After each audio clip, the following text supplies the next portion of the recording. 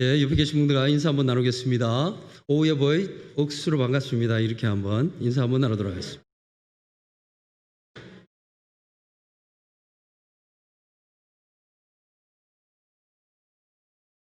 애굽 땅에서 430년 종살이를 하던 이스라엘 백성들의 부르짖음을 들으시고 하나님은 80살의 할아버지가 된 모세를 애굽 땅으로 보내십니다. 그리고 10가지 재앙을 통해서 이스라엘 백성들을 애굽 땅에서 구해내시고 홍해를 건너 시내산으로 그리고 시내산을 거쳐서 다시 가나안 땅으로 들어가게 하십니다. 그런데 가나안 땅 입구에서 10명의 정탐꾼들의 부정적인 말을 들은 이스라엘 사람들의 원망하는 소리와 우는 소리에 하나님께서 노하셨고 다시 광야로 내쫓으셔서 40년의 시간을 광야에서 뺑뺑이를 돌게 하셨습니다. 이제 그 40년이 다 차고 조상 때부터 그렇게 꿈에도 그리던 가나안 땅으로 들어가게 되는 순간이 다가왔습니다. 그런데 막상 가나안 땅으로 들어가려고 하는 그때에 이스라엘 백성들은 요단강이라고 하는 이제까지 만나보지 못한 엄청난 장애물을 만나게 됩니다. 원래는 요단강은 무릎 정도까지만 물이 흘러서 쉽게 건너갈 수 있는 그러한 강이었습니다. 그런데 이스라엘 백성들이 요단강에 도착했을 당시에 요단강은 완전히 달라진 때였습니다. 오늘 말씀 15절 말씀을 먼저 보시면 요단이 곡식 거두는 시기에는 항상 언덕에 넘치더라 그랬습니다. 하필이면 이 곡식 거두는 시기에 요단강에 도착을 하게 되었고요. 이 곡식 거두는 시기에는 요단강의 물이 보통 3m에서 4m 정도 깊이가 이 정도 되고 그리고 강을 막는 언덕까지가 1.6km에서 2km 정도 되는 그 정도의 강으로서 완전 물이 꽉 차서 흘러가게 되는 그러한 때였습니다. 왜 하필 하나님은 이렇게 물이 가득 차서 건널 수 없는 이때에 이스라엘 백성들을 요단강을 건너게 하셨을까요? 분명한 하나님의 뜻이 있습니다. 하나님은 우리의 머리털까지도 세시는 하나님, 작은 일까지도 계획하시는 하나님이신데 이렇게 물이 창이란 이때에 이스라엘 백성들을 요단강을 건너게 하신 분명한 이유가 있다라는 것이죠. 그것은 바로 하나님의 살아계심을 분명하게 보여주시기 위함이었습니다. 물이 조금 흘러갈 때 이스라엘 백성들이 요단강을 건넜다면 이스라엘 백성들은 하나님의 능력을, 하나님의 역사하심을 보지 못했을 것입니다. 그런데 큰 물이 흘러가고 자신들의 힘으로 아무것도 할 수 없다고 느껴지는 그때에 하나님께서 하나님의 역사를 보여주셨다는 것입니다. 우리의 인생에서도 내 힘으로 할 수 없는 일을 만날 때가 있습니다. 그럴 때 우리는 낙심하고 포기할 것이 아니라 우리의 믿음을 가진 우리 믿음의 크리스찬들은 마음으로 깨달아야 할 것이 있다는 것이죠. 그것은 바로 이 일로 통하여서 하나님께서 역사하시는구나 라는 것을 깨달아야 하는 것이죠. 우리 한번 따라해 볼까요? 이 일로 통하여서 하나님께서 역사하시는구나. 그렇습니다. 우리가 우리의 힘으로 할 수 있는 일들을 만나면 열심히 힘을 내어서 감당을 하면 됩니다. 그런데 우리의 힘으로 할 수 없는 일들을 만나게 될 때 우리는 깨달을 수가 있어야 하는 것이죠. 이 일로 통해서 하나님 역사하시는구나 라는 것을 깨달을 수 있어야 한다는 것이죠. 신앙생활을 오래 하신 분들 중에 이러한 간증이 정말 많습니다. 자신의 힘으로 아무것도 할 수 없다는 것을 느끼는 그 순간에 하나님께서 역사하시더라는 것이죠. 이제까지 알지 못했던 하나님, 내가 평상시에는 나의 힘으로 할 수 있던 일들을 많이 감당하고 있을 때는 알지 못했던 하나님이신데 내가 막상 나의 힘으로 할 수 없는 그 순간에 딱 오게 되니까 하나님의 역사를 볼 수 있게 되더라는 것입니다. 자주 예화로 들려드렸던 초대 문화부 장관, 지금은 문화체육관광부죠. 초대 문화부 장관이었던 이어렘 교수님에 대한 예화가 있습니다. 그분이 정말 똑똑하셨죠. 서울대학교 교수님도 하셨고 그리고 초대 문화부 장관까지 지내셨고 지성 중에 지성이라고 할 정도로 정말 똑똑하셨고 다른 제자도 많았던 그런 사람입니다. 그런데 자신의 딸이 암에 걸리게 됐어요. 암에 걸린 딸을 보면서 자신이 아무것도 할 수 없다는 것을 느끼게 되었다는 것이죠. 그러면서 그분이 이제까지 그렇게 믿어오지 않았던 그 하나님에 대해서 무릎을 꿇게 되더라는 것입니다. 지성으로 똘똘 뭉쳐서 예수 믿는 사람들 다 미친 사람이라고 말했던 그분이 결국은 딸 때문에 자기 힘으로 할 수 없는 그 순간에 맞이하게 되니까 결국은 하나님께 돌아오게 되고 지금은 예수님을 전하며 전국에 간증을 다니시는 그런 분이 되셨습니다. 우리가 우리 힘으로 할 수 없는 순간에 하나님은 그 순간에 역사하신다는 것입니다. 이스라엘 백성들도 자신의 힘으로 어떻게 할 수 없는 요단강 앞에서 드디어 하나님의 역사를 만나게 되었던 것이죠. 오늘은 이 요단강을 통해서 우리에게 주시는 교훈, 우리에게 주시는 메시지에 대해서 한 4가지 정도 한번 살펴보려고 합니다. 첫 번째로 요단강이 우리에게 주시는 교훈은, 우리에게 주시는 메시지는 하나님은 새벽에 일하신다라는 것입니다. 이제 1절 말씀을 한번 보도록 하겠습니다. 1절 말씀을 보시면 또 여호수아가 아침에 일찍이 일어나서 이렇게 시작을 합니다. 아침에 일찍 일어나서, 이 말씀이 먼저 딱 눈에 들어와야 되죠. 하나님의 일들은 새벽을 깨우는 사람들을 통하여서 이루어진다는 것을 성경은 여러 군데에서 말씀해주고 있습니다. 시편 46편 5절 말씀에 다윗은 하나님에 대해서 이렇게 고백을 합니다. 하나님은 그 성중에 계시며 성이 흔들리지 아니할 것이라 새벽에 하나님이 도우시리로다. 하나님이 새벽에 도우신다고 말씀하고 있죠. 출애굽기 14장 24절에서도 이스라엘 백성들을 뒤쫓는 애국 군대를 새벽에 하나님께서 막아주셨다고 말씀하셨죠. 새벽에 여호와께서 불과 구름 기둥 가운데서 애국 군대를 보시고 애국 군대를 어지럽게 하시며 이렇게 말씀하고 있죠. 또 여호수아 6장 15절에서도 여리고성을 무너뜨리는 마지막 7째 날은 새벽에 일찍이 일어났다, 그렇게 기록하고 있죠. 7째 날 새벽에 그들이 일찍 일어나서 이렇게 얘기했어요. 예수님도 전도하러 가시기 전에 새벽에 일찍이 일어나서 전도하러 가셨습니다. 마가복음 1장 35절 말씀이죠. 새벽 아직도 밝기 전에 예수께서 일어나 나가 한적한 곳으로 가서 거기서 기도하시더니 그랬습니다. 계속해서 새벽에 역사하신 하나님에 대해서 이렇게 말씀하고 있다는 것이죠. 그나마 저녁으로 기도하면 안 들어주시냐, 이렇게 말하는 사람들이 있을 수도 있겠습니다. 물론 저녁에 기도한다고 해도, 저녁에 하나님을 찾는다고 해도 하나님은 역사하시죠. 예수님도 겟세마네 동산에서 밤을 새도록 그렇게 기도하셨죠. 그런데 주로 하나님의 역사는 새벽을 통해서 일어났다는 것을 성경은 계속해서 말해주고 있다는 것입니다. 그러면 또 이렇게 생각하시는 분들이 있겠죠. 새벽 기도 나오란 말이냐? 네, 새벽 기도 나오란 말입니다. 새벽 기도는 우리가 하루를 살아낼 수 있는 힘을 얻을 수 있는 순간입니다. 물론 새벽에 이렇게 한번 참석하시고 나면 잠이 와서 하루 종일 정신이 몽롱하다라고 말하시는 문병록 집사님 같은 분도 계십니다. 그런 분들은 저녁에 나와서 기도하면 좋지요. 저녁 기도도 정말 힘이 있습니다. 우리가 잘 아는 서울의 명성교회는 새벽 기도를 통하여 부흥한 그러한 교회죠. 그리고 우리 주변에 있는 구미 상모교회나 경산 중앙교회 같은 교회는 음료 기도를 통해서 부흥한 교회 중에 하나입니다. 지금은 예전에 명성은 없지만 그래도 대구를 대표하는 교회 중에 하나라고 할 수 있는 저 수성구 옆에 있는 동부교회는 금요 철야 기도회로 정말 유명했었습니다.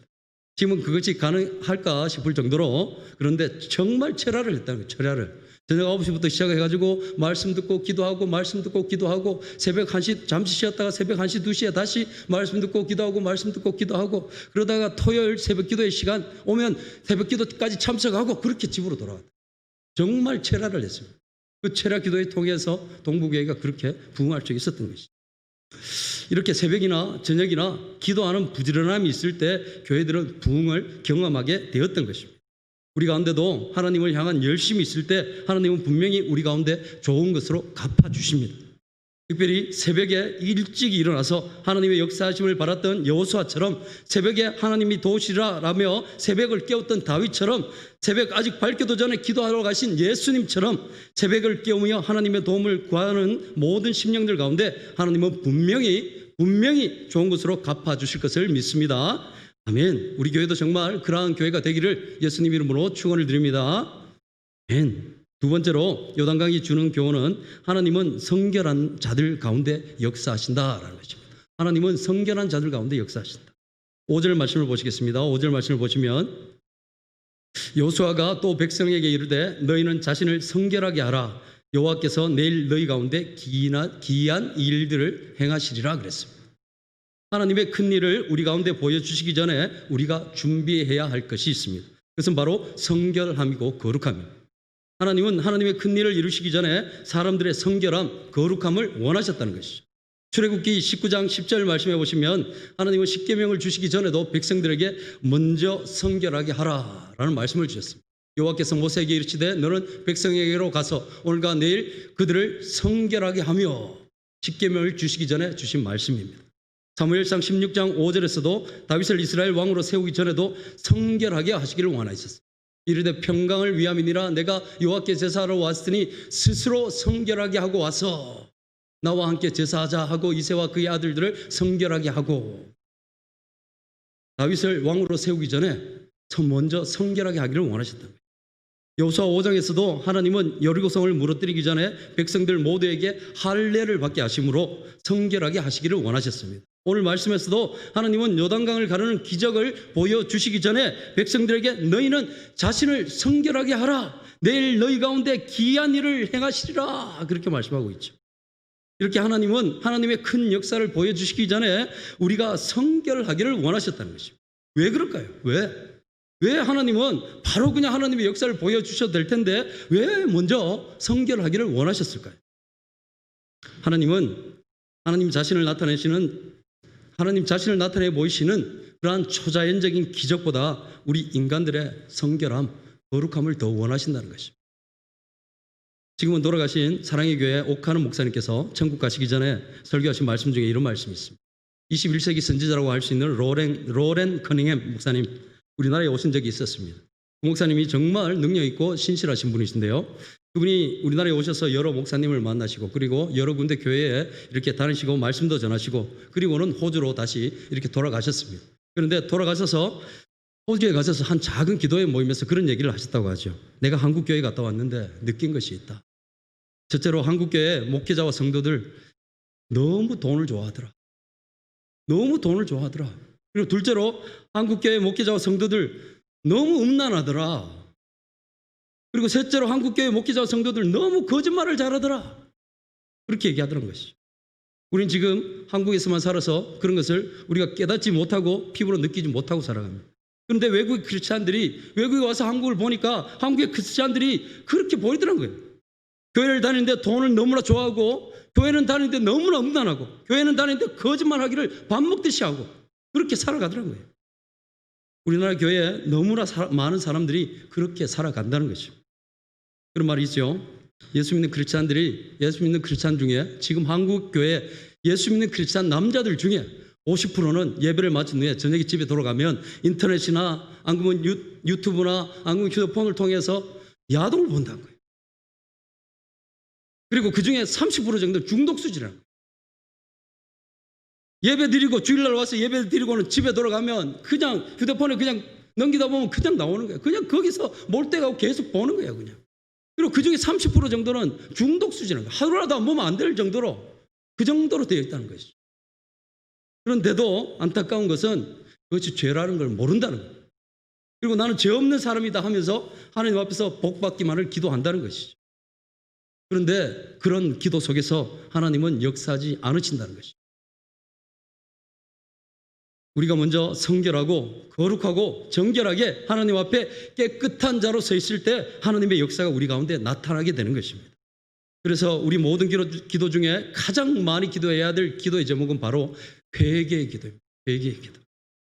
죄를 짓지 않고 더러운 모습으로 하나님 앞에 나아가고 죄가 가득한 상태로 하나님께 예배드리고 죄가 가득한 상태로 하나님께 노래하고 찬양하고 그 예배, 그 찬양, 그 기도 하나님께서 안 들어주신다는 것이죠. 어떤 목사님께서 그런 말씀하셨죠. 성도는 죄 짓는 것을 죽는 것보다 더 두려워해야 한다. 죄 짓는 것을 죽는 것보다 더 두려워해야 된다. 우리가 죄를 짓는 그 순간 하나님의 역사가 우리 가운데 떠나가 버린다는 거죠.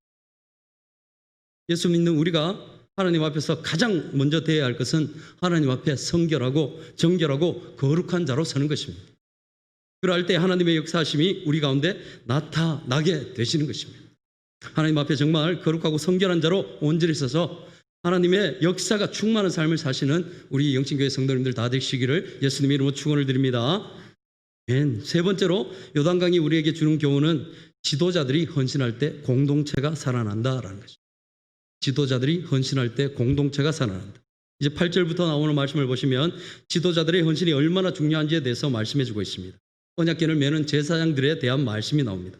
요단강을 건너기 위해서는 이 제사장들의 헌신이 있어야 했습니다. 먼저 4절 말씀부터 보시면 언약궤를 맨 제사장들은 이스라엘 백성들보다 2,000규빗 정도 앞서서 나가야 했습니다. 2,000규빗이라고 하면 어느 정도인지 잘 감이 안 오는데요. 한 규빗이 발꿈치 끝에서 손가락 끝까지입니다. 그래서 보통 45cm에서 50cm 정도.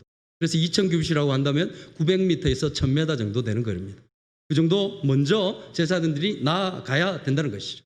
그런데 우리가 한번 생각해 봐야 될 게 지금은 가나안 땅으로 들어가는 길입니다. 적들이 언제 쳐들어올지도 모르는 그러한 상황에서 제사장들은 아무 도와주는 군대도 없이 가장 앞서 나가야 했던 것이죠. 앞에 어떤 일이 생길지 못하는 상황에서 제일 앞서서 나가야 하는 제사장들은 불안할 수도 있었을 것입니다. 그렇지만 그들은 여호수아의 명령을 따라서 앞으로 나아갔습니다. 8절 말씀에도 보시면 이제 요단강에 도착을 했습니다. 요단강 앞에 딱 도착하자 여호수아가 명령하죠. 너희가 요단 물가에 이르거든 아무 말 하지 말고 바로 요단에 들어서라 라고 말하고 있죠. 요단 물가에 이르거든 요단에 바로 들어서라는 거예요. 요단강은 지금 물이 차고 넘쳐서 언덕에 이를 정도라고 있습니다. 물살이 세어서 언제 그 물살에 쓸려갈지도 모르는 그러한 상황이죠. 그런데 제사장들은 바로 요단강에 발을 담그죠. 15절 말씀에는 이 제사장들의 믿음으로 발을 딱 요단강에 담그자마자 물이 다 끊어졌다고 말씀하고 있습니다. 요단이 곡식 거두는 시기에는 항상 언덕이 넘치더라. 궤를 맨 자들이 요단에 이르며 궤를 맨 제사장들의 발이 물가에 잠기자. 16절 말씀해 보시면 뭐라고 나오나요? 곧 위에서부터 흘러내리던 물이 그쳐서 그랬습니다. 발이 딱 잠기자 요단강 물이 딱 그쳐버린 거예요.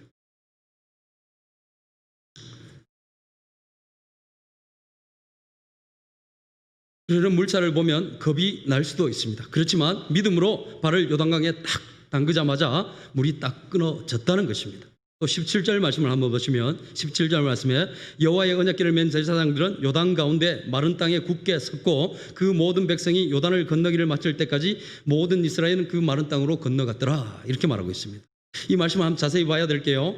제사장들이 요단강에 발을 담그자 물이 끊어졌습니다. 그런데 제사장들은 그냥 요단강을 건너간 것이 아니라고 말씀하고 있죠.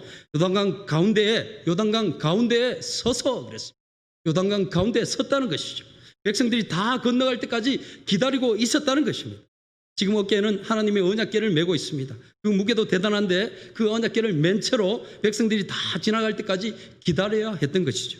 그 많은 인원들이 다 지나갈 때까지 기다려야 했던 것이죠. 이스라엘 백성들의 숫자가 어느 정도라고 하죠? 장정들만 해도 60만 명이라고 그랬습니다. 장정만 해도 60만 명. 그리고 가족들까지 다 합치면 250만에서 300만 명 정도 되는 숫자라고 했습니다.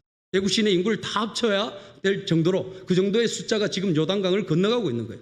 그 많은 인원들이 요단강을 다 건너가려면 1시간, 2시간, 3시간이 걸려도 다 못 지나간다고 하죠. 성경학자들의 말에 의하면 무려 6시간 정도나 걸렸다고 해요. 6시간 정도. 그 6시간 정도를 제사장들은 어깨에 언약궤를 맨 채로 요단강 가운데에 굳게 서 있었다는 것이죠. 어깨가 아프고 다리도 아프고 대낮이라서 땀도 흐르고 그런 상황 속에서 6시간이라는 시간을 제사장들은 정말 고통을 견뎌내면서 그렇게 요단강 가운데 서 있었다는 것입니다.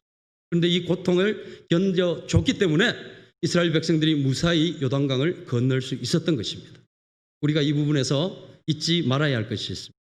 이 6시간의 제사장들의 고난은 우리 예수님의 십자가의 고난을 상징한다는 것입니다.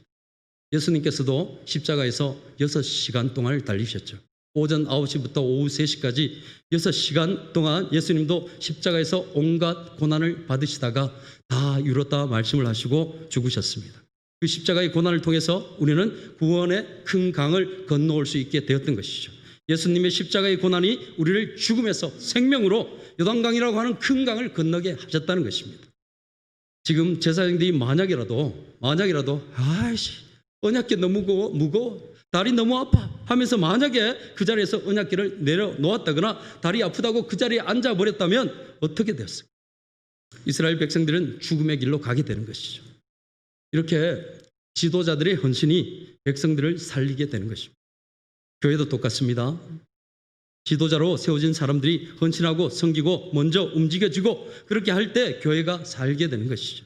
장로님, 권사님들의 헌신이 있을 때, 교회에게 중직을 맡고 계신 분들의 헌신이 있을 때 교회가 살아나게 되는 것이고요. 사랑방 리더들의 헌신, 각 부서의 장으로 섬기시는 분들의 헌신이 있을 때 그 사랑방이 살고 그 부서가 살게 되는 것이죠.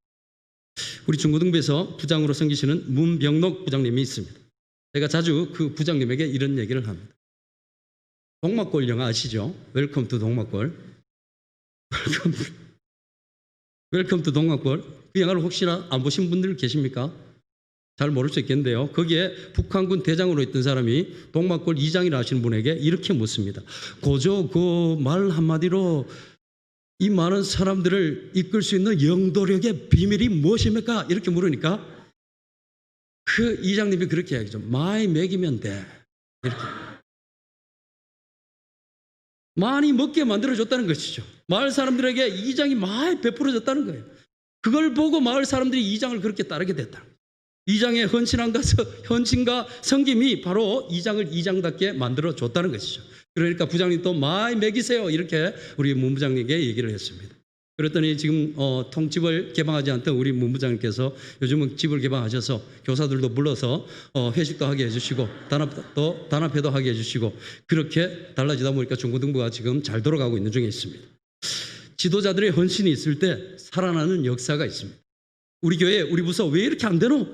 그건 바로 지도자로 섬기시는 분들의 헌신을 하나님께서 지금 기다리고 계시다는 그러한 신호라는 것이죠. 하나님께서 지도자로 세우시는 분들의 헌신을 지금도 기다리고 계신다는 것입니다. 요단강을 건너는 길에서 지도자들이었던 제사장들의 이런 헌신과 섬김이 있었습니다. 그리고 그 지도자들을 통해서 요단강이라고 하는 엄청난 장애물을 무사히 건널 수 있었다는 것이죠. 하나님께서 우리를 지도자로, 리더로 부르셨다면 대우받고 존경받기 위해서 부르신 것이 아니라는 것을 우리가 알아야 한다는 것이죠. 우리의 헌신을 원하시고요, 우리의 섬김을 원하신다는 그런 뜻입니다. 집사라는 말에, 성경에 나온 집사라는 말에 헬라어는 디아코노스 이렇게 부릅니다. 우리 청년부 이름이 디아코노스 청년부죠. 자, 이 디아코노스라는 말은 여러 가지 뜻이 있는데요. 그 중에서 디아코노스라는 말의 뜻은 가장 낮은 자리에서 섬기는 자라는 뜻입니다. 가장 낮은 자리에서 섬기는 자. 그리고 또 다른 뜻이 있는데 먼지를 뒤집어 쓰는 자라는 뜻이 있습니다. 가장 낮은 자리에서 먼지를 쓰면서 일하는 사람들이 바로 집사라는 뜻입니다. 교회의 모든 직분들 속에 이런 집사의 뜻이 있습니다. 대우받는 자리가 아니다라는 것이죠. 교회의 직분들은 대우받는 자리가 아니다라는 것이죠. 직분을 받았다는 것은 가장 낮은 자리로 먼지를 뒤집어 쓰는 그런 자리로 우리를 부르셨다라는 것입니다. 교회 리더로 지도자로 세움을 받은 분들이 이런 마음으로 교회를 위해서 헌신한다면 교회는 정말 든든한 공동체로 세워져 갈 수 있는 것입니다. 우리 교회가 정말 이렇게 교회를 섬기고 헌신하는 분들이 많아져서 하나님께서 기뻐하시는 든든한 공동체로 서 가기를 예수님의 이름으로 축원을 드립니다. 이제 마지막 네 번째로 요단강을 통해서 주시는 교훈은 믿음은 후손들에게 전해져야 한다라는 것입니다. 자, 한번 따라해 볼까요? 믿음은 후손들에게 전해져야 한다. 예, 4장 3절 말씀입니다. 4장 3절 말씀. 그들에게 명령하여 이르기를 요단 가운데 제사장들의 발이 굳게 선 그곳에서 돌 12를 택하여 그것을 가져다가 오늘 밤 너희가 유숙할 그곳에 두게 하라 하시니라 그랬습니다. 요단강을 건넌 후에 여호수아는 백성의 각 지파에 한 사람씩을 택해서 요단강 가운데에 있는 돌을 한 개씩 가져오게 합니다. 그리고 그것을 가져다가 자기들이 유숙할 진영에다가 쌓게 만들지요. 그리고 그것을 가져다가 쌓게 만들었는데 그것은 후손들에게 알리기 위함이라 그랬고 보는 사람들마다 하나님의 역사하심을 다시금 되새기기 위함이라고 성경은 말하고 있습니다.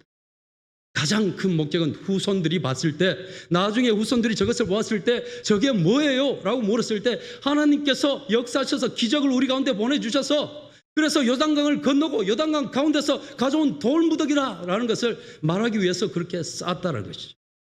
이스라엘 사람들은 어떤 일을 당하든지 좋은 일이건 나쁜 일이건 그것을 후손들이 알 수 있도록 남기는 습관들이 있었습니다. 민수기에 보시면 하나님께서 노하셔서 백성들을 치셨다는 기억을 하기 위해서 지역의 이름을 그 지역의 이름을 다베라 이렇게 지었고 또 어떤 데는 기브롯 핫다와와 이렇게 이름을 지었습니다. 그것은 하나님께서 여기에서 역사하셨다라는 것을 나중에라도 기억하기 위해서 그렇게 했다는 것입니다. 오늘 요단강을 건너서 그것을 기념하기 위해서도 12돌을 세웠습니다. 그것도 똑같습니다. 하나님의 역사하심을 지금의 사람들이 기억하고 또 후손들이 그것을 보면서 하나님의 역사하심을 알게 하기 위해서 그렇게 했다는 것이죠. 여기에서 우리가 배울 점들이 있습니다. 믿음은 후손들에게 전해져야 한다는 것입니다. 내 신앙 지키기도 힘든데 어떻게 후손들에게 믿음을 전할 수 있겠어요? 그렇게 말할 수 있습니다. 그렇지만 우리는 할 수만 있다면 우리의 아들들에게, 우리의 손자들에게, 우리의 증손자들에게 계속해서 우리의 믿음의 대를 이어가야 하는 것이죠. 그렇게 하기 위해서는 정말 철저한 신앙 교육이 있어야 하고요. 우리 삶 속에서 하나님께서 함께 하신 분명한 증거들이 있어야 합니다. 이스라엘 사람들은 지금도 전 세계에서 가장 똑똑한 민족으로 소문이 나 있습니다. 그런데 이스라엘 사람들의 평균 IQ를 내보았더니 얼마가 나오는지 아세요 혹시? 이스라엘 사람들의 IQ, 유대인들의 IQ 98입니다. 98. 100이 안 된다는 거죠. 100이. 혹시 우리 중에 IQ가 100이 안 되시는 분들 한번 손 한번 들어볼까요? 네, 없죠. 우리나라 사람들 다 대부분 사람들 IQ가 다 100이 넘어갑니다. 우리나라 사람들 정말 똑똑한 사람들이에요. 전 세계에서 두 번째, 세 번째로 똑똑한 민족이 바로 우리 대한민국 사람들입니다. 그런데 이렇게 머리 나쁜 이스라엘 사람들 중에 전 세계 노벨상 탔는 사람들의 3분의 1이 이스라엘 사람들 중에 유대인들 중에 나왔다는 거예요. 그리고 전 세계를 이끌어가는 부자들 중에 절반은 유대인들이라는 거예요. 그리고 전 세계에 이름을 날리는 사람들 중에 절반은 또 유대인들이라는 거예요. 빌 게이츠, 스티븐 스필버그, 그리고 애플사의 창시자인 스티브 잡스, 이런 사람들이 다 유대인들이었던 거예요. 그런데 이 사람들도 정말 머리 좋은 사람들이 아니었죠. 그런데 지금 스티브 잡스는 벌써 죽었지만 지금 전 세계를 움직이는 사람들이란 거예요. 그래서 유대인들을 연구한 사람들의 연구가 있었습니다. 오랜 시간 동안 유대인들을 연구해 보니까 유대인들이 전 세계를 이끌어가는 사람들이 된 가장 큰 이유는 바로 어려서부터 철저하게 신앙 교육을 했다는 것입니다. 신앙 교육. 유대인들은 4살부터 12살까지 무조건 구약의 토라라고 하는 모세 오경, 창세기, 출애굽기, 레위기, 민수기, 신명기를 다 외우게 만듭니다. 어떻게 외우느냐? 3가지의 방법이 있다고 하는데요. 부모님들 잘 적어두시기 바라겠습니다. 외우는 방법 3가지가 있다고 합니다. 뭔가 하면 단순, 무식, 반복입니다. 단순, 무식, 반복. 무조건 반복해서 외우게 했다는 것이죠. 그날 외울 거 못 외우면 밥도 안 주고, 그날 외울 거 못 외우면 화장실도 못 가게 만들고, 그렇게 반복해서, 무한 반복해서 계속해서 외우게 했다는 것이죠. 그 정도로 하나님의 말씀을 외우고 암송하는 것을 중요하게 여겼다는 것입니다. 13살이 되면 성인식을 하는데 거기서 시험을 칩니다.